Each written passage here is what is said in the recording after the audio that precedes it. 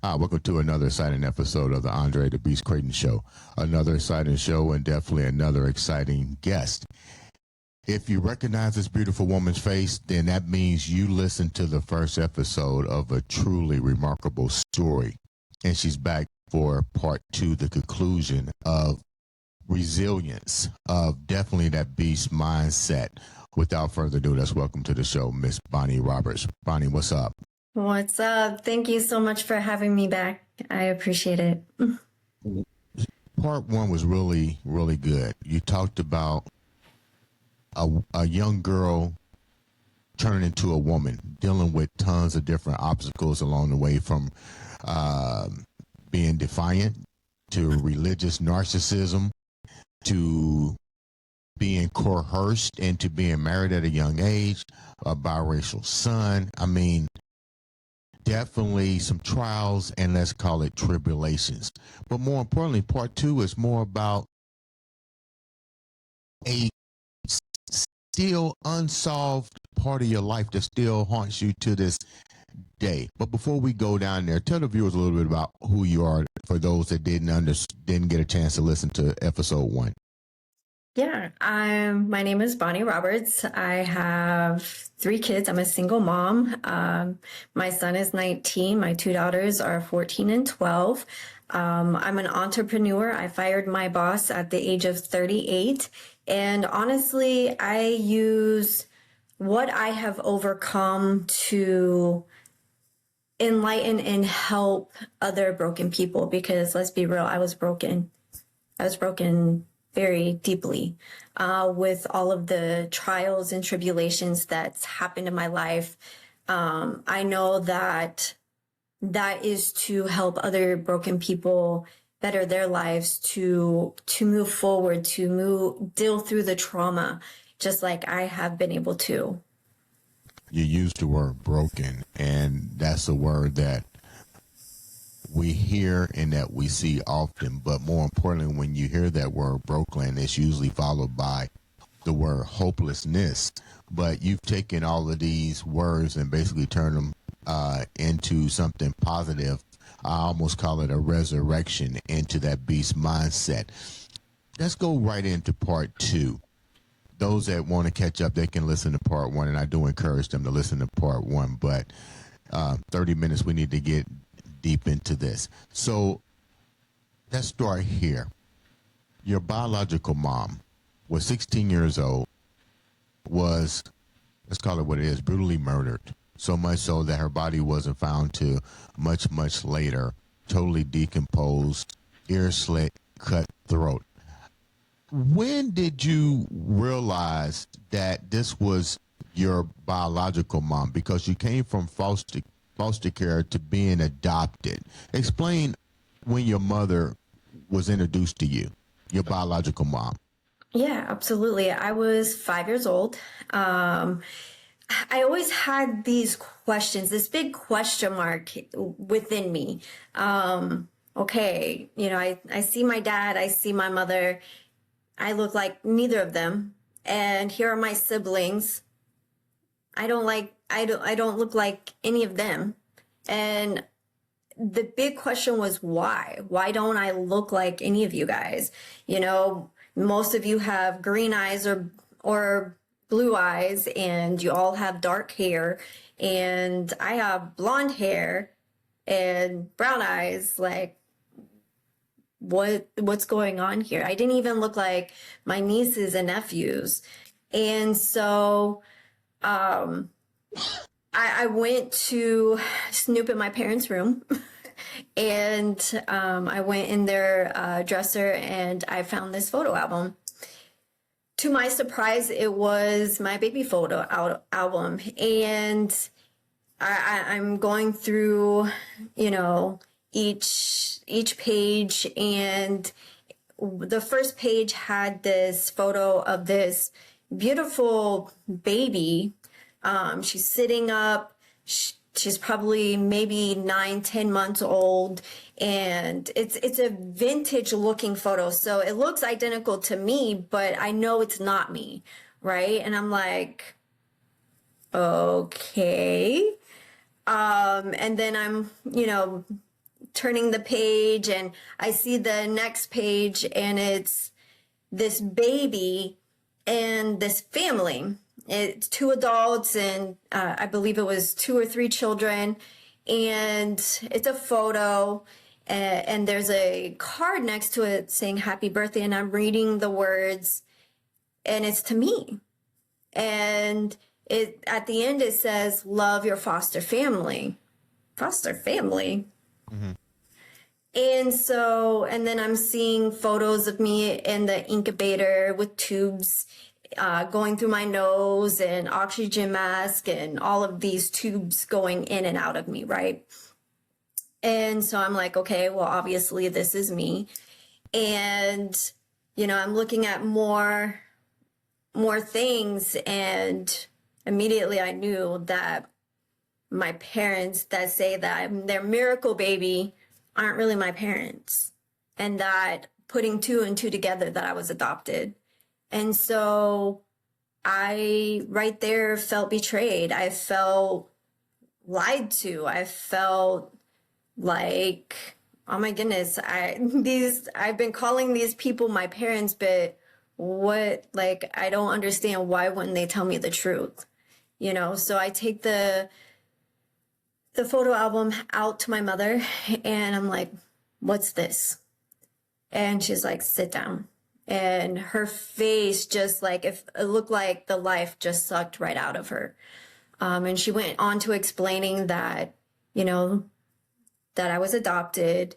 They were my great aunt and uncle, that my biological mother was murdered.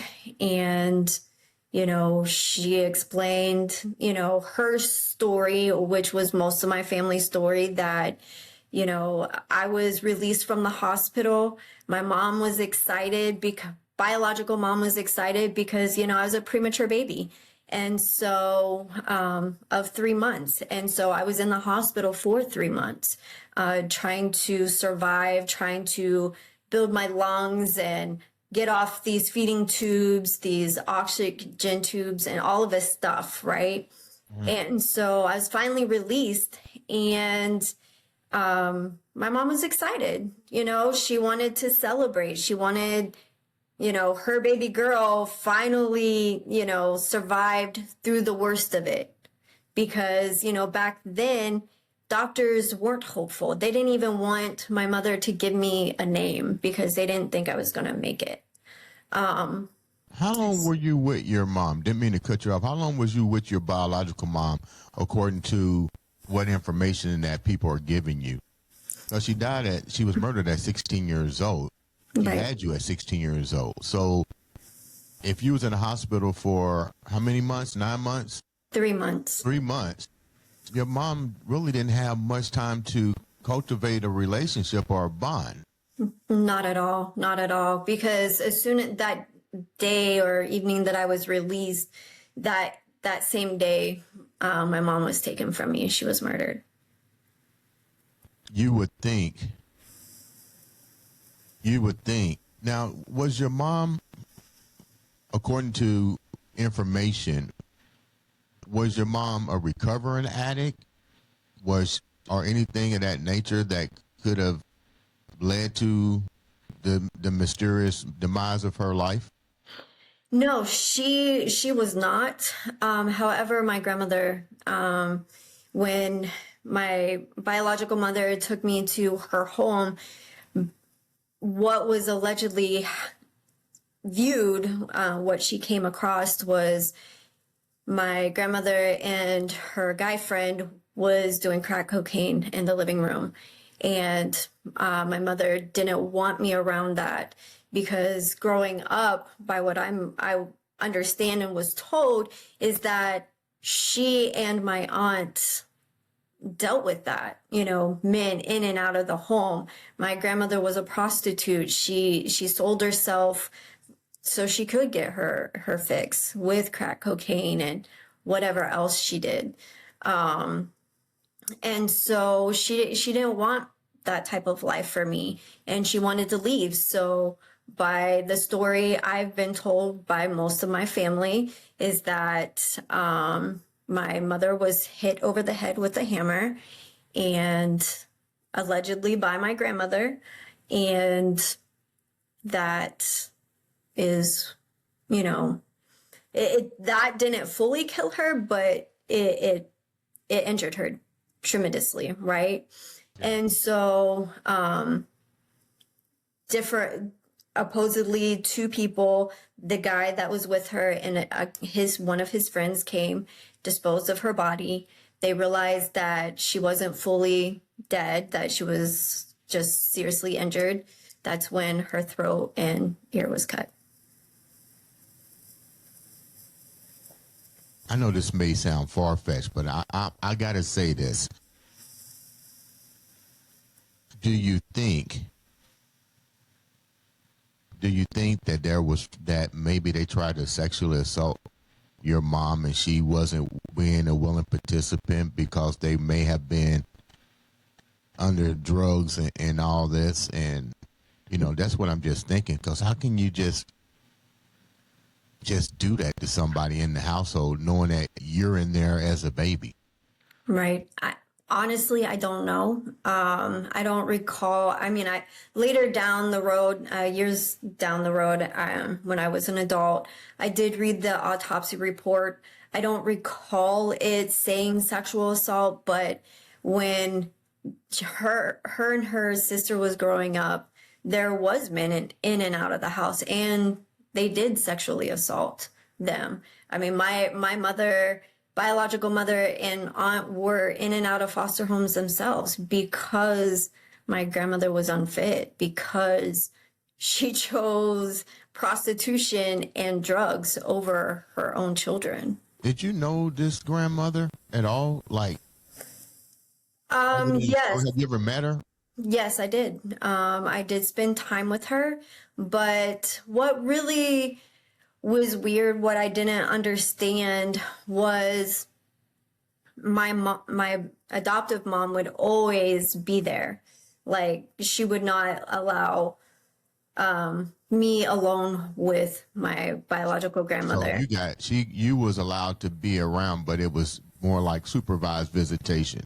Absolutely. And then, after they found my biological mother's body, my grandmother went off on the deep end. She lost her mind, really, honestly. I think because mixture of the drugs, the alcohol, the guilt of what happened to her. She was put in adult homes because she also ended up starting to have like grandma seizures, so she couldn't be alone by herself. She needed around the care medically because of that. And it's all stems from everything that happened to my mom. So when they found your mom, how old were you when they found your mom? I was 3 months old. You was how old? 3 months old. Well, no, sorry. My mother was found, let's see, I was released October, I don't know the date, and then November, no. I think it was October 31st on Halloween, is when it was October 31st or November 1st. I don't remember the exact date, but it was the beginning of November or at the end of October when her body was found. So about 30 days later. 30 days later. And it seemed like this is a two-part question here. You're older, so I'm pretty sure you done some investigations on your own and people have come forward. But with so many people knowing what was going on, saw a 16-year-old girl with a baby, saying somebody would it would be an easy case to find who did it. You would think. I mean, even when the investigators, because there was detectives, several of them that was on the case actively, and they even went to my grandmother's apartment and they found a bloody rag of my mother's, but my grandmother was like, oh, she started her menstruation, so they threw that out. There was evidence in the home, but they were so Careless. careless. Exactly. And even the detective that was over the case, I mean, I don't believe he's even still, I don't think he's around anymore. No, because it seemed like if they found her body and there was blunt force trauma, but the blunt force trauma didn't do something, I would have went back and start looking at the hammers and tools or something inside that house. Do you think because it was a drug infested neighborhood that that maybe all the evidence was already contaminated because so many people were coming in and out of the house that anybody could have been the perpetrator that assaulted your mom? Honestly, I can't answer that. I don't know. I mean, we can speculate all day long, our a narrative, but I really don't know. There's a lot of just big question marks or blank spots, so to speak, that are in the story. I mean, I have a baseline, which, I mean, it makes sense compared to What's your the baseline? autopsy report. I mean, it lines up, but the fine-tuned questions, I have no idea, and that will never be answered. Before your grandmother, now your grandmother is, let me make sure I'm understanding because I hear a lot of grandmothers and so forth in this story. Your grandmother, that's your biological mom's actual mom, correct? That is correct. Okay. Now, before she went off on the deep end and you got older, did you ever get a chance to sit down and talk to her and, true confessions? Hey, what really happened? No, You haven't had a chance to ever ask her this? I never could. And when I was in 12th grade high school, she ended up, because she fought on and off her life she had cervical cancer, and then she ended up with a brain tumor, and that's how she passed away. So, I really believe karma. They went to the grave with her if she had any doings. Let's go back a minute. This is key. Did anybody ever tell you who your biological father was? They told me who he was. I mean, the paper clippings also, like, all of this was in the newspaper in 1982, you guys. So you can look in Ohio, Benton County, you can pull everything up. But they say that my father's name was Paul Shoft. I don't know if that's true or not. But the state of Ohio did contact him, and he did sign off his parental rights and awarded me to the state of Ohio. Wow. Have you ever reached out to him since? No, I have not. Nor do I care to. So the good part about it is that they was able to at least get your body, your mom's body recovered and give her a proper burial and stuff. Correct. How has this, with everything you went through from the first marriage to your second marriage to, trying to keep your religion intact, your spirituality intact,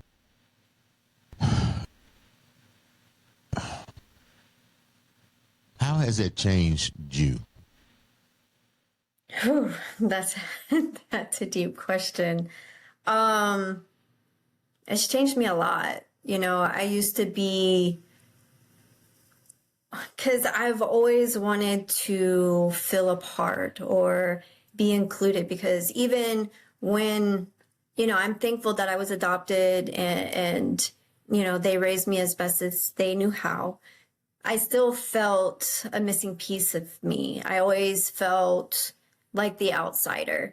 And the reason why is because, you know, my adoptive mother always wanted to have, I would say, peace in the house. And so what that means is she would a lot of times, you know, go with what the family wanted, my niece mainly, giving her what she wanted, and then really ignoring my feelings, how that would make me feel, or stopping, taking a moment and seeing, okay, what does Bonnie want? Or how does this make Bonnie feel? Like, I didn't feel like she cared about that. All she wanted was to make my niece happy, but at the end results, I wasn't being happy, and I'm supposed to be her daughter, not her granddaughter. And what I mean by that, even birthdays, my niece would a lot of times celebrate on my birthday because she's a month and 25 days younger than I am. We're that close in age. We're the same age.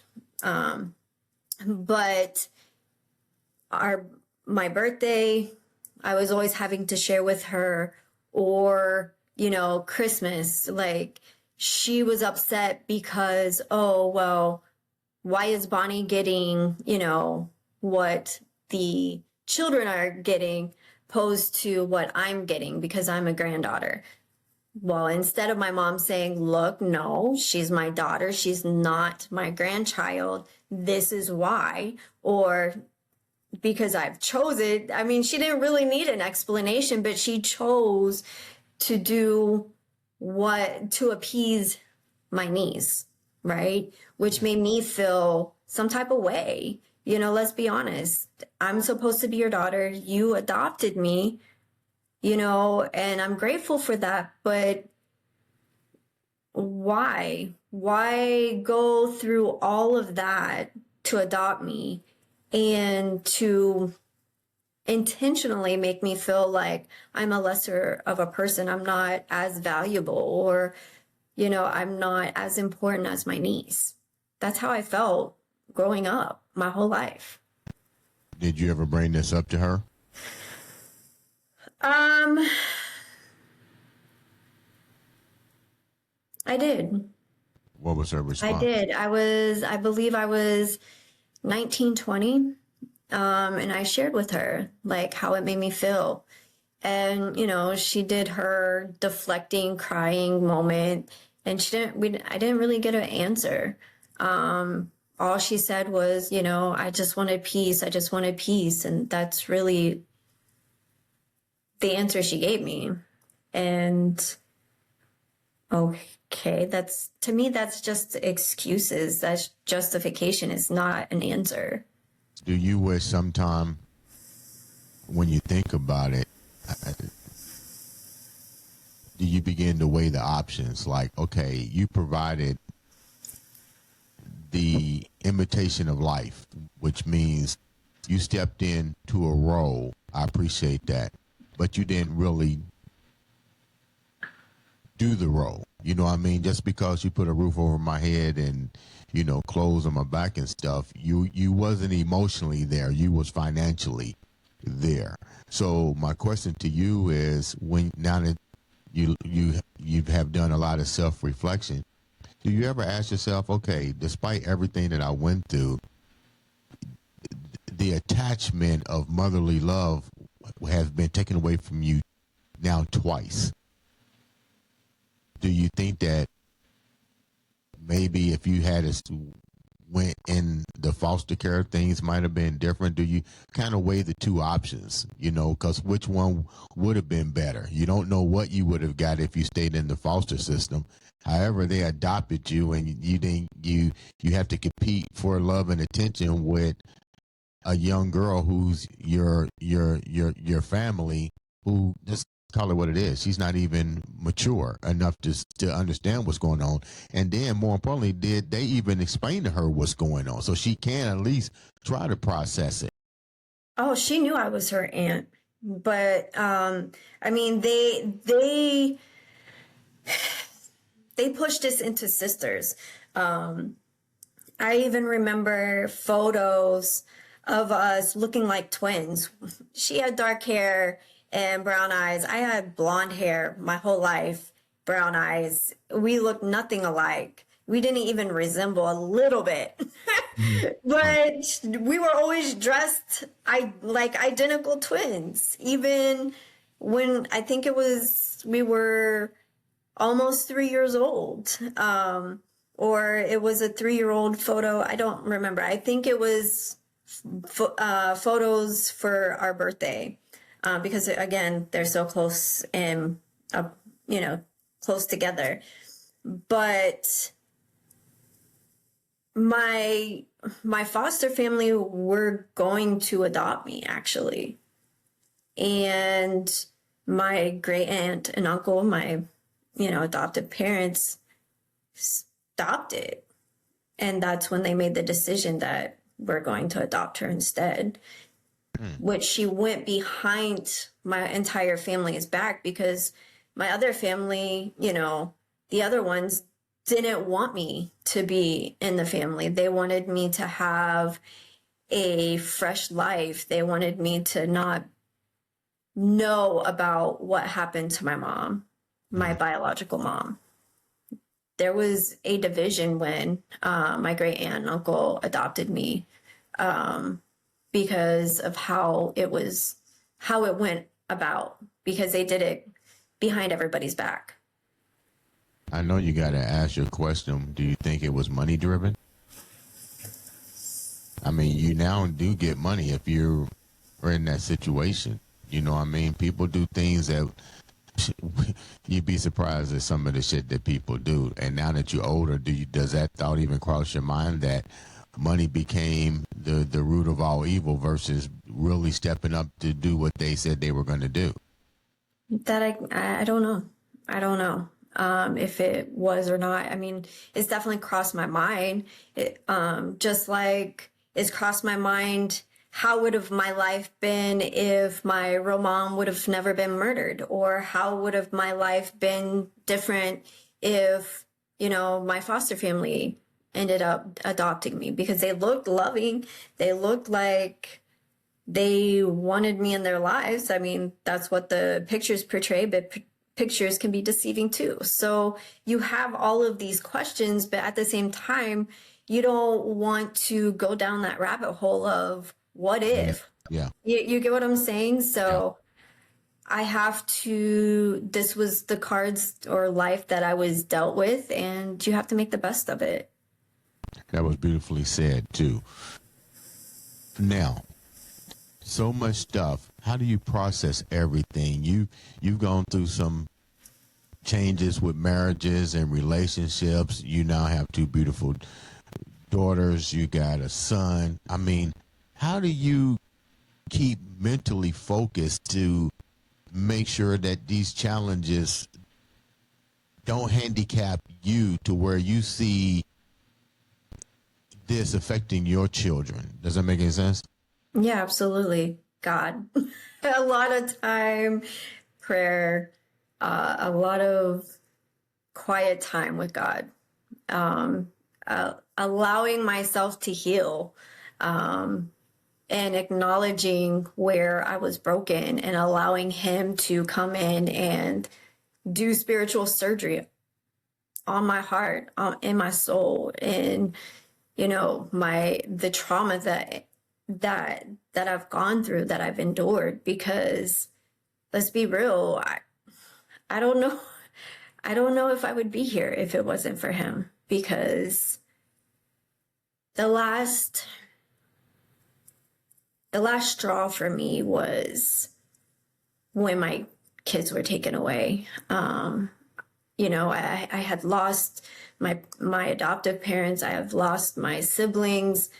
At that point, I was an orphan at 30 years old, or 32. And all I lived for at that point was for my kids, and for them to be taken away like they was just, to me, that what's the point of living? How You did your know, kids get taken away for the viewers who didn't listen to the first episode? Because this is very deep moment in your life, a changing moment. But how were they removed from you, and what was that situation? well, my daughter's father, was threatening to kill us. He verbally said multiple times, "I'm going to kill you guys. I'm going to kill you guys." So I had to take it seriously. And so I I wanted a divorce. I told him I want a divorce. And, he even told me, "Oh, you'll be nothing without me." And, was telling the girls, "Oh, your mom doesn't want me with you." And just getting them to cry. I mean, they were so young. Kaylee, my oldest daughter was what, 3, and my youngest, or 2.5, and then my youngest was 1.5. I mean, they're so close in age, like 23 months apart.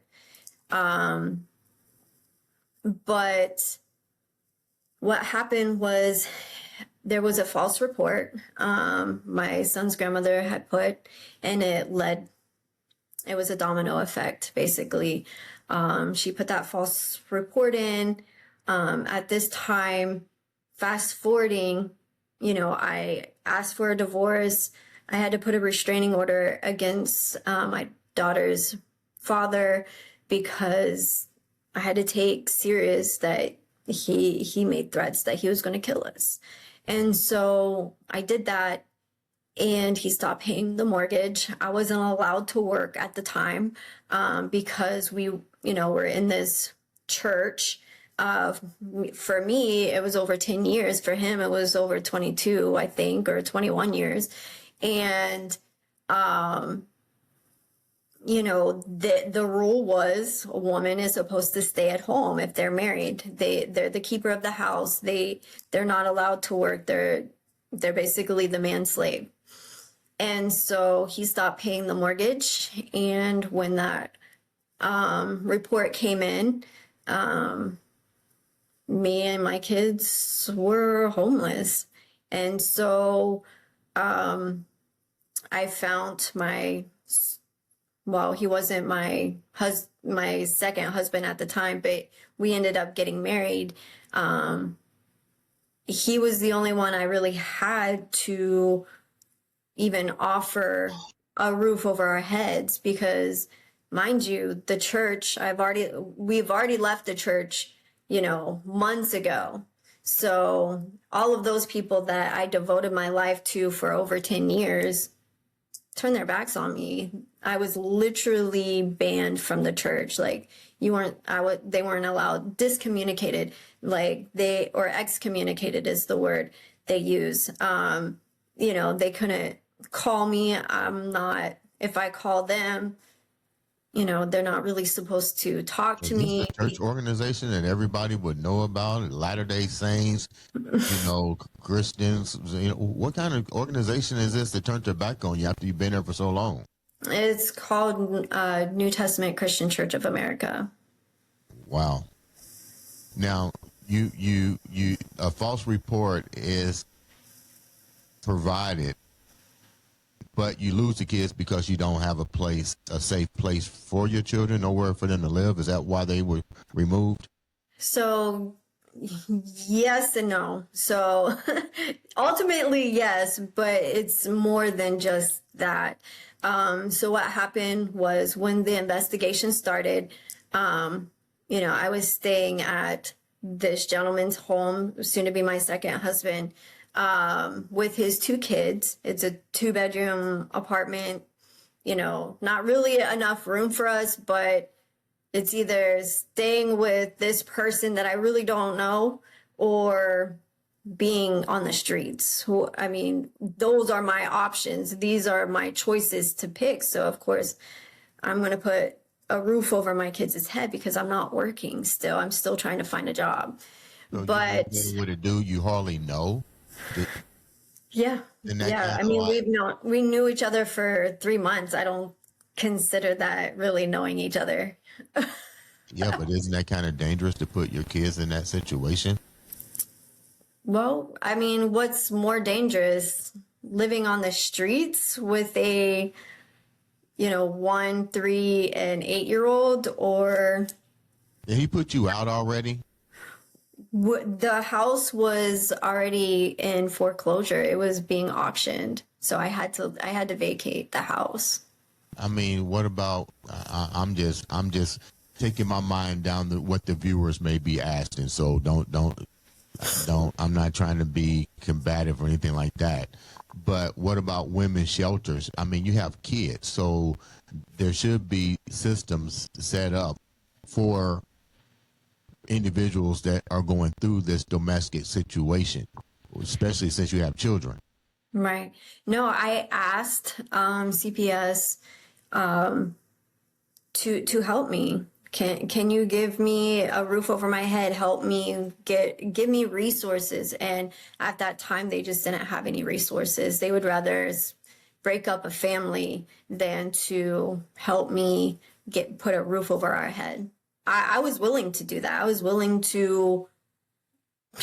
I wanted to do whatever it took to keep my kids, but they were so gung ho on splitting us up than to really find a solution, help me with the solution. Did you have a restraining order against your husband that you filed that you told him you was getting a divorce? Yes, I did. And because of that, I'm catching everybody up to speed. And then he decided not to pay the mortgage on the house. Right. But that has to, in order to do a foreclosure or whatever, I don't know how that stuff works. Isn't it that takes quite some time? So what were you doing in between that, knowing that, he's not going to pay the rent? I mean, now you do have to go out and get a job. So I mean, I'm just asking because I'm thinking what the viewers may be asking. Right, It takes a while for foreclosures to go into place is what I mean. So if you filed a restraining order and you know he was going to be passive aggressive and not pay the bills and whatever, I mean, could you not get a job because the community is so tight knit with the church organizations that because you became excommunicated, it just means don't even give you a job? Is that how the community is that you was living in? No. What happened was I wasn't working. I hadn't worked for 8 years. And so I was applying for jobs. I was taking odds and ends jobs that, were temps and so on and so forth. But that was enough to just really, because I had to pay daycare, right? Because I couldn't get any resources from the state because I was still legally married. So it So everything was disqualified based on me. his income. Still. Yep, because it disqualified me for even food assistance, housing assistance, everything that that they make available to you. But because we were still married, I wasn't able to do any of that. And then not only that, but during this time, trying to find a job, a lot of places, let's be real, didn't want me because of that 8-year gap. They didn't want to risk it, and they ask you, well, why is there this 8-year gap? And, you have to be honest. You have to tell them, well, I was married and, I stayed home and raised children. And people don't want to deal with that because to them, let's be real, it's a liability. What about your son? We hear about your daughters. What was he going through during this transition? Was he in the process of being taken away as well? Because Yes. he's a lot older.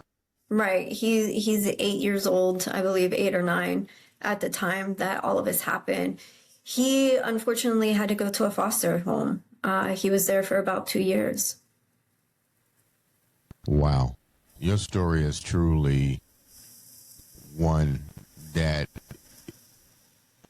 I'm pretty sure there's somebody else that went through this same stuff. And I'm more concerned about the children at this point now.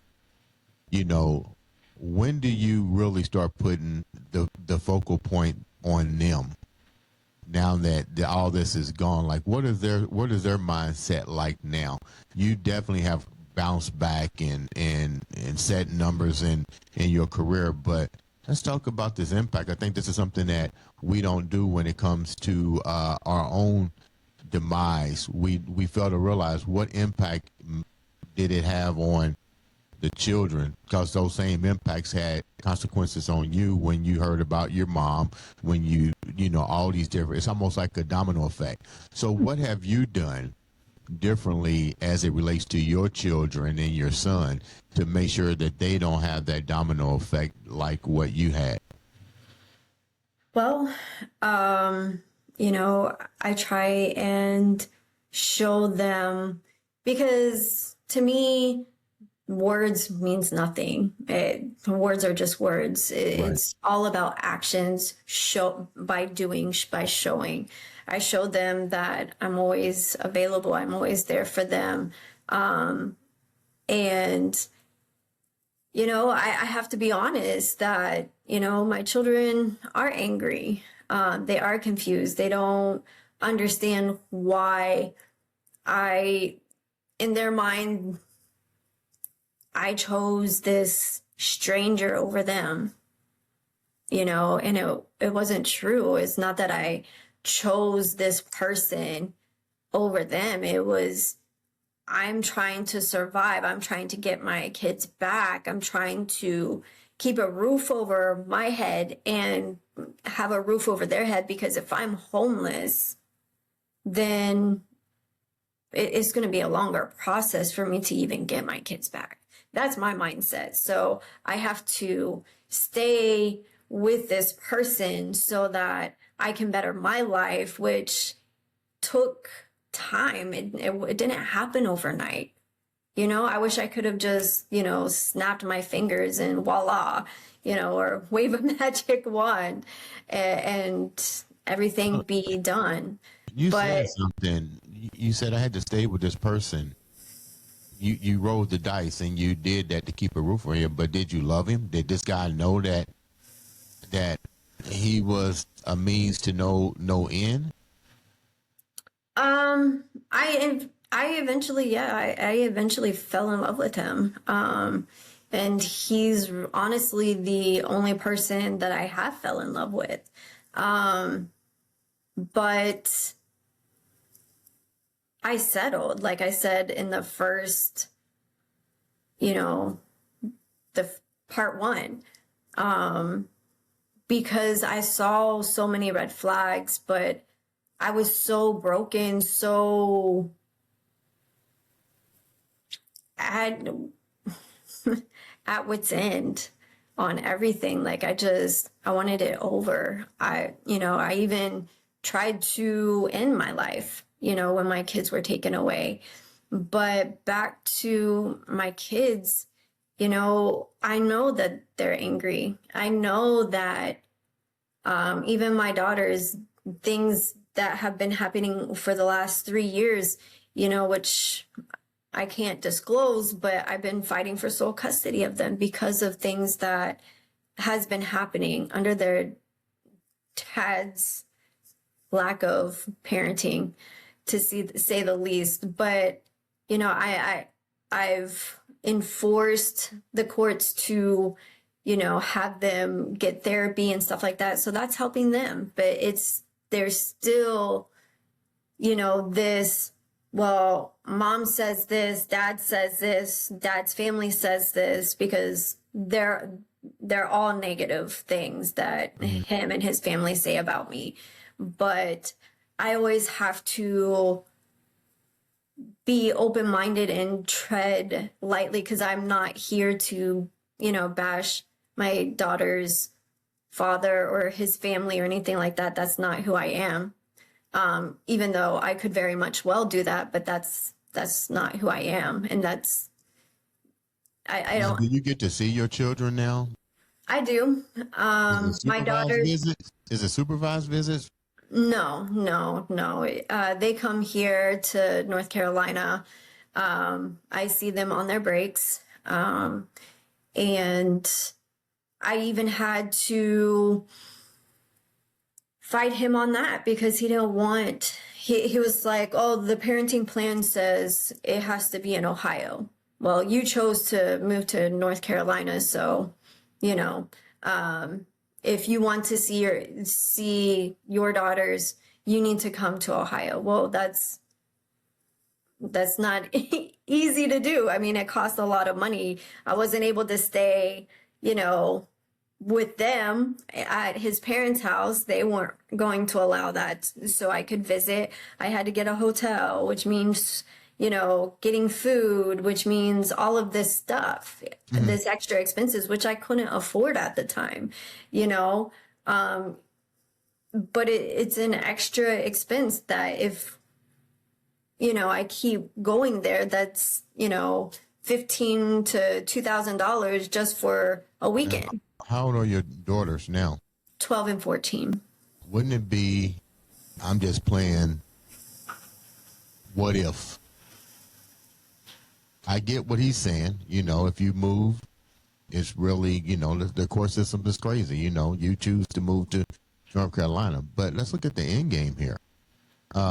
Wouldn't it be a lot easier to cultivate the complete situation by being closer to your children in Ohio, to both financially and to be a source of resources for your daughters? Because you said something about your own life. You didn't have the resources, so you settled. So knowing who he is, the father, because you're not here to bash him, but you know your story better than anybody. It seemed like if I got a situation that my child is in, knowing that that's not the best situation for them, I think I'm going to be a little bit closer to home base just in case, because what's the old saying? He's not going to change. It's just, you know, it's going to get worse. And if your children are in harm's way and you see the repeated domino effect, I think it might be better served if you was closer to them when if the time ever came to be a 911 for them. Does that make any sense? Have you thought about that? It does, and I have. But I have to think as a mother, and I have to look at the whole picture as a whole. What is the whole picture as a whole for you? I'm pretty sure the viewers would like to hear that. What that means is the fact that, okay, if I go there, and is that really going to stop what is going on? The answer is no. They really need to be away from the entire environment because it's toxic. You know, the things that are happening are very alarming. And again, you know, I'm not going to disclose everything because of their privacy, their innocence, and it court related. So I have to protect myself on disclosing that information. But the simple answer is they need to be away from the situation entirely. But how do you fight a case when you're in two different jurisdictions? The jurisdictions are very reluctant to overturn other jurisdictions. Wouldn't it be a lot easier to fight these allegations being on the same turf, on the same playing field when it comes to law, statutes, and child protection services? Yes and no. The magistrate, because this, again, has been going on for almost 3 years. The magistrate ruled in my favor that I should have sole custody. Now, my magistrate in Ohio or the magistrate in North Carolina? No, in Ohio, because it has to be where the children reside. The courts where the children resides. Mm-hmm. So the magistrate ruled in my favor. The He opposed or appealed, right? Or the term is objected, not appeal. And then we went to trial again for the second time. I went in front of the trial judge. The trial judge totally ignored all of the evidence, which was I believe it was over 1,000 pages of proof of documentation showing all of these things, and she ruled in his favor. So then I went to appellate court. I appealed it, and the appellate judges decided that, oh, well, we're going to give him a second chance because right before trial, the first trial with the magistrate, what was it? 4 days, I believe it was, or 14 days. Either way, it was right before the trial, and he just happened to start following what the rule was or what the court order was even back in November. So from November to, April, May, when we had trial, he all of a sudden, just days leading up to it, I'm gonna now, follow what the interim court order says. It was a tactic. I mean, come on. Anybody would see that. That's what I mean. If you know you're dealing with, I know this is probably a question that the viewers would say, nobody knows your opponent better than you. Nobody knows your opponent better than you. So I believe me, my hat's off to you. I've gone through this before, so I know what you're saying. But so let's go here before we wrap up. What's your end game here? Because at the end of the day, it's not about you. It's about your quest to get your children back, understanding what you went through, and not having it repeat itself. You want to be the resource for your children, as well as helping make sure that your 19-year-old recovers as well. Because let's get real, you don't want your children to think you were the villain and that you really wasn't there, because you're dealing with what's the word I want to use? I don't want to use narcissistic behavior, but patterns that aren't healthy. Let's put it like that. Toxic patterns. I'm not even going to use the word toxic. I'm going to just say patterns that are not becoming of the best interest of the child and what is in the best interest of the development from both parents. In other words, one of you guys has to step up and do what's right. And that may be something that's going back into the battlefield and being on turf, because if he's already showing you his hands and his exposures, and all of a sudden he wants to wait a few days to come there, at the end of the day, your kids are going to need you a lot quicker than what you might think. Right. Well, honestly, I know this is cliche and whatever, but I've had to put it in God's hands and just asking him to show me what to do. Because I have to take my emotions out of it. Being a mother, being a mama bear on top of that, of course, you want to protect your kids at all costs. And I do whatever I can. But at this point, my hands are tied when it comes to the judicial system, because I did what I could, right? Mm-hmm. As far as relocating, I have given it some thought, and I'm just waiting to see what I need to do, because if I go, and you have to look at it as a bigger picture, if I go, then relocating to a different state or whatever is going to be almost impossible, because he has to agree to it. You get what I'm saying? He has to agree to you moving back to Ohio to be closer to your kids? No, if we were to relocate from Ohio, once, I got sole custody of them, I would have to put in the courts, okay, where me and the kids are going to relocate to whatever state, right? Because let's keep in mind the toxic behaviors, the unsupervised, the unstructured parenting is happening still,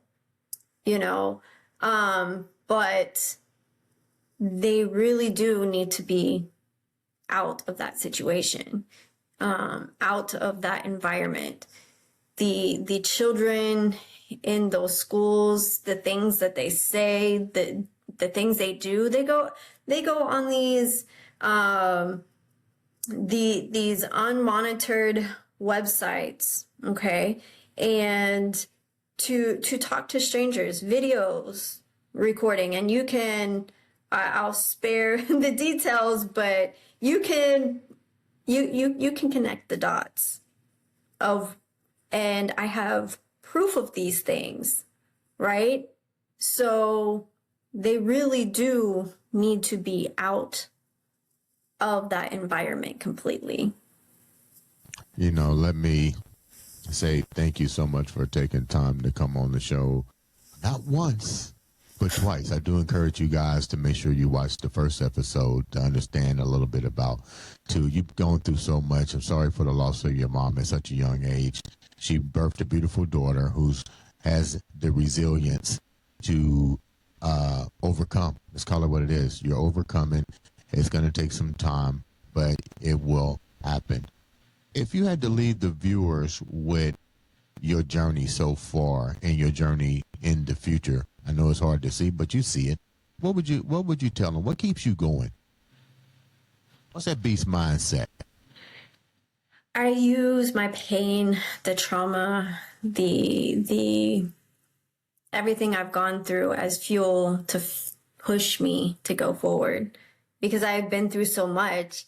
If I could get through that, then anything else is just nothing. Me and my kids have been through so much that's the fuel I use to keep going. So no matter what you've gone through, just know that God's got you and you will get through this, point blank, period. Bonnie, thank you so much for taking time out to come on the show. Ladies and gentlemen, make sure you click like, subscribe, click that button. All it takes is one click to make a difference in somebody's life as well as your own. Ladies and gentlemen, this has been another, and I do mean another, exciting episode of the Andre The Beast Crayton Show.